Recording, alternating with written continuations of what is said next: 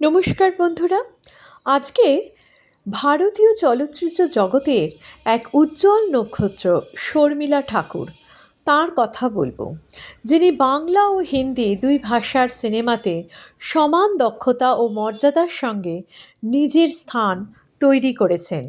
তার অভিনয়, ব্যক্তিত্ব ও দীর্ঘ কর্মজীবন ভারতীয় সিনেমার ইতিহাসে এক অনন্য অধ্যায়।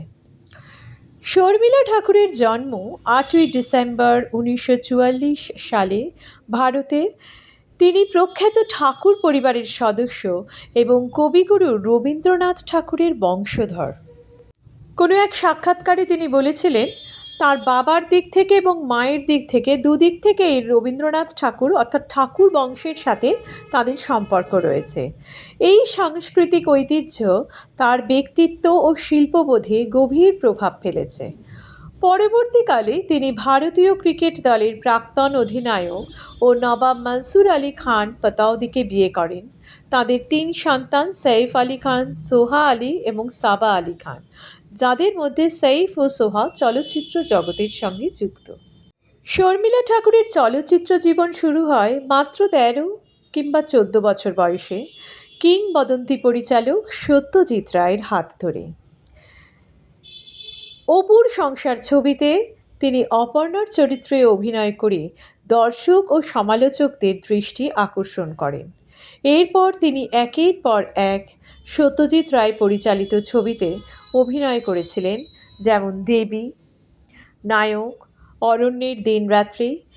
এই ছবিগুলোতে তার অভিনয় ছিল সংযত, গভীর ও বাস্তবধর্মী, যা তাকে আন্তর্জাতিক মানের অভিনেত্রী হিসেবে প্রতিষ্ঠিত করে। প্রখ্যাত পরিচালক সত্যজিৎ রায় শর্মিলা ঠাকুরকে দেখেছিলেন একজন বুদ্ধিদীপ্ত, শৃঙ্খলাপরায়ণ ও সংবেদনশীল শিল্পী হিসেবে। তিনি জানতেন অতি নাটকীয়তা ছাড়া অনুভূতির সূক্ষ্ম প্রকাশই শর্মিলার সবচেয়ে বড় শক্তি। অন্যদিকে শর্মিলা ঠাকুর আজীবন সত্যজিৎ রায়কে তার সবচেয়ে বড় শিক্ষক হিসেবে সম্মান জানিয়েছেন। তার অভিনয়ের ভিত গড়ে উঠেছিল সত্যজিৎ রায়ের সিনেমার শৃঙ্খলা ও নান্দনিকতার মধ্যে দিয়ে। দেবী ছবিতে অভিনয় করে তিনি দেখিয়েছিলেন এক তরুণীর যন্ত্র কিভাবে গভীরভাবে ফুটিয়ে তোলা যায়। এই ছবিতে শর্মিলার অভিনয় প্রমাণ করে দেয় তিনি শুধু সুন্দরী ছিলেন না, তিনি এক শক্তিশালী অভিনেত্রী। শর্মিলা ঠাকুরের জীবনের অন্যতম সাহসী ও আলোচিত অধ্যায় ছিল তাঁর বিয়ে। সেই সময়ের সামাজিক প্রেক্ষাপটে দাঁড়িয়ে সেই বিবাহ করার সিদ্ধান্ত ছিল এক বোল্ড স্টেপ।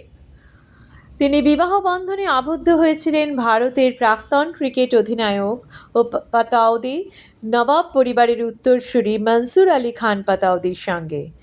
এই বিয়ে শুধু দুজন মানুষের মিলন ছিল না, ছিল দুটি ভিন্ন সংস্কৃতি, দুটি ভিন্ন ধর্ম ও দুটি ভিন্ন সামাজিক পরিমণ্ডলের সংযোগ।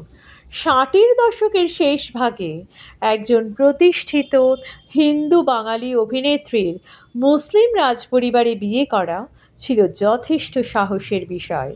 সমাজের নানা প্রশ্ন, সমালোচনা ও গুজবের মুখে পড়তে হয়েছিল তাকে। বিয়ের আগে শর্মিলা ঠাকুর ইসলাম ধর্ম গ্রহণ করেছিলেন এবং তার নাম রাখা হয়েছিল বেগম আয়েশা সুলতানা। এই সিদ্ধান্ত ছিল তার সম্পূর্ণ ব্যক্তিগত, তা নিয়ে সে সময় প্রবল আলোচনা হয়। তবুও তিনি কখনো ব্যাখ্যা দেওয়ার প্রয়োজন বোধ করেননি। নিজের ভালোবাসা ও বিশ্বাসের উপর অটল থেকে তিনি এগিয়ে গিয়েছিলেন দৃঢ় আত্মবিশ্বাস নিয়ে। এই বিয়ের পর শর্মিলা ঠাকুর শুধু একজন সফল অভিনেত্রী নন, হয়ে ওঠেন পাতাউদি পরিবারের বেগম। রাজকীয় শিষ্টাচার, সামাজিক দায়িত্ব এবং ব্যক্তিগত জীবন সব কিছুর মধ্যে ভারসাম্য রেখে তিনি নিজেকে মানিয়ে নিয়েছিলেন। একই সঙ্গে তার অভিনয় জীবনও পুরোপুরি ছেড়ে দেননি, যা আবারও তার স্বাধীন চেতা মানসিকতার পরিচয় পাওয়া যায়। মনসুর আলী খান পাতাউদির তাঁর দাম্পত্য জীবন ছিল পারস্পরিক শ্রদ্ধা, বন্ধুত্ব ও বোঝাপড়ার উপর দাঁড়ানো।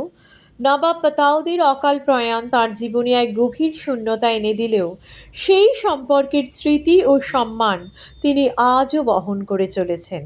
সব মিলিয়ে শর্মিলা ঠাকুরের বিবাহ ছিল শুধু প্রেমের সিদ্ধান্ত নয়, তা ছিল সমাজের প্রচলিত গণ্ডির বাইরে বেরিয়ে নিজের জীবনের পথ নিজে বেছে নেওয়ার এক অনন্য উদাহরণ। এই সাহসী পদক্ষেপ তাকে আরও শক্তিশালী, আরও অনুপ্রেরণাদায়ক ব্যক্তিত্ব হিসেবে প্রতিষ্ঠিত করেছে।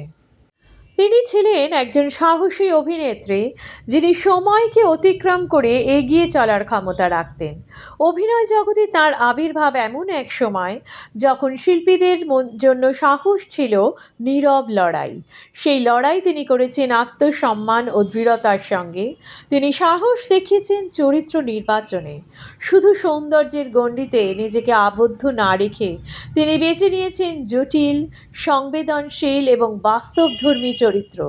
বাংলা ও হিন্দি দুই ভাষার ছবিতেই তিনি প্রমাণ করেছেন যে একজন অভিনেত্রী গভীরতা, বুদ্ধিমত্তা ও আবেগের সমন্বয় কতটা শক্তিশালী হতে পারেন। আন্তর্জাতিক মঞ্চে ভারতীয় নারীর আধুনিক রূপ তুলে ধরা, সাহসী ফ্যাশন স্টেটমেন্ট কিংবা সামাজিক চোখরাঙানি উপেক্ষা করে নিজের সিদ্ধান্তে অটল থাকা, সব ক্ষেত্রেই তিনি ছিলেন পথ প্রদর্শক।